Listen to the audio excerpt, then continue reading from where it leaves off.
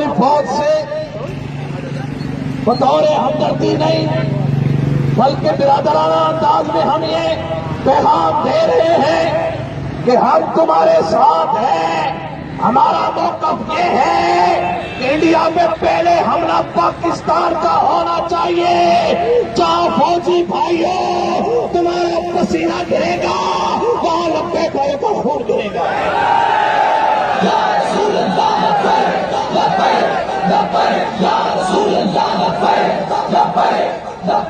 یہ میاؤں میاؤں کرنے سے کام چلے گا.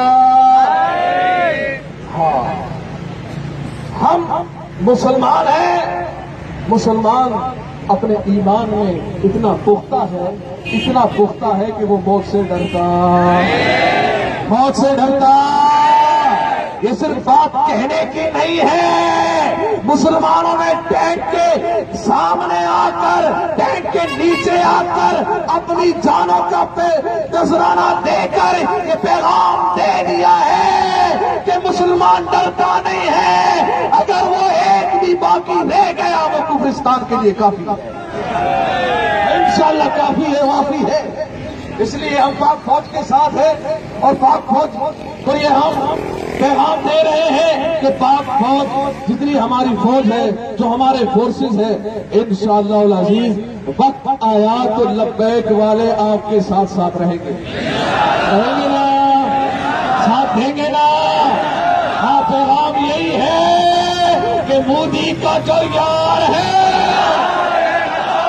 مودی کا جو یار ہے، بس میرے بابا جی خواجہ حسین رضوی صاحب کو رہا کر دو اور پارک پہ لا دو. جو آپ نے فرمایا ہے بس ایک ہی نعرہ لگے گا، سارے وقت بھول جائیں گے. انشاءاللہ ہمارے قائدین کی استقامت کو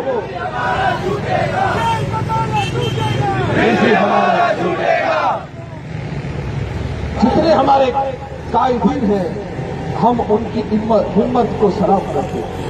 ہمارے قائدین کی ہمت کو سلام ہو. امیر المجاہدین کی ہمت کو سلام ہو.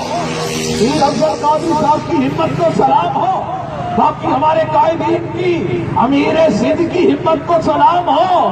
مجھے کہیں سے پیغام ملا کہ ہمارے امیر سندھ مفتی غلام غوث بغدادی صاحب رحمت اللہ علیہ، اللہ تعالیٰ ان کے درجات کو بلند فرمائے. اللہ تعالیٰ ان کی ہمت پر ان کو درجات آپ بلند فرمائے. آپ جتنے عرصہ وہاں رہے آپ روزے کی حالت میں،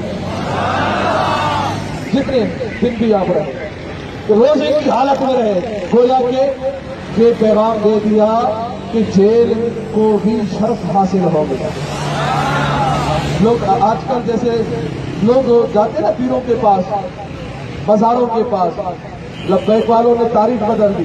لبیک والے جیل میں جا کر ہی جاتے، وہاں قرآن پڑھ رہے ہیں، تلاوت کر رہے ہیں، اس کو بھی مقدس بنا رہے ہیں اور وہاں لوگوں کی تربیت کر رہے ہیں، لوگوں کو اچھی طرف راغب کر رہے ہیں. پیغام یہ دے رہے ہیں کہ ہم پاکستانی ہیں اور پاک فوج کے ساتھ ہیں. پاک فوج، پاک فوج، پاک